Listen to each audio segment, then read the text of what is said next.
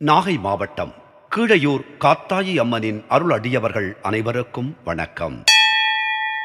இன்றும் என்றும் உங்களுக்கு மகிழ்வான செய்திகள் தொடர நெஞ்சம் நிறைந்த வாழ்த்துகள்.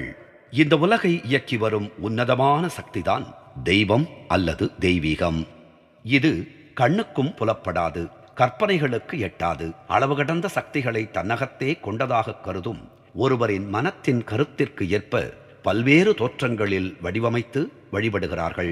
காலப்போக்கில் இதுதான் என் குலத்தை காக்கும் தெய்வம், இதை இப்படி வழிபடுவதுதான் நம் வழக்கம் என்று அடுத்தடுத்த தலைமுறைகளுக்கு தகவல் தருகிறார்கள். அதிலிருந்தே குலதெய்வ வழிபாடு சங்கிலி தொடர் போல தொடர்கிறது. பல நூற்றாண்டுகளாக ஒவ்வொரு குடும்பமும் குறிப்பிட்ட ஆண் அல்லது பெண் தெய்வத்தை தங்களது குலதெய்வமாக ஏற்றுக்கொண்டிருந்தன. தலைமுறை தலைமுறையாக அந்த குடும்பத்தினர் அதே குறிப்பிட்ட தெய்வத்தை தொடர்ந்து வணங்கி வந்தனர். குடும்பத்திற்கும் அவர்கள் வணங்கி வந்த தெய்வத்திற்கும் இடையே எப்போதும் ஒரு பிணைப்பு இருந்து கொண்டே இருக்கும். அந்த தெய்வமே நம் குலத்தை பாதுகாக்கும் என்ற திடமான நம்பிக்கையின் காரணமாக சடங்கு, பூஜை, விழா முதலியவற்றில் விநாயகர் பூஜைக்கு அடுத்து குலதெய்வ பூஜையே நடத்தப்படும். குடும்பத்தின் தலைவர்கள் குடும்பத்தை ஒன்றிணைக்கும் மையப்புள்ளியாக இருந்துள்ளார்.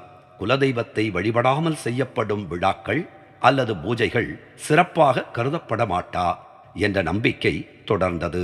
பெரும்பாலான குலதெய்வங்கள் அந்தந்த குடும்பத்தினரின் மூதாதையர் வாழ்ந்திருந்த கிராமங்கள் அல்லது நகரங்களில் காணப்படுகின்றன. பெரும்பாலான மக்கள் கிராமங்களில் அக்கம்பக்கத்தில் தங்கள் உறவினர்களோடு ஒரு குழுவாக வாழ்ந்து வந்தார்கள். ஒவ்வொரு குடும்பத்திற்கும் கிராம அளவில் தனித்தனியான குலதெய்வ ஆலயங்கள் இருந்தன. குலதெய்வமாக அவர்கள் வழிபட்ட தெய்வம் அவர்கள் சார்ந்திருந்த சமூக மரபுகளை பொறுத்து அமைந்திருந்தது.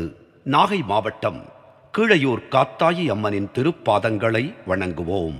அவள் அணைப்பில் இருக்கும் குழந்தையாய் நாமும் இருப்போம். நாகை மாவட்டம் கீழையூர் காத்தாயி அம்மன் நம்மை காத்து அருளுவாள். நன்றி, வணக்கம்.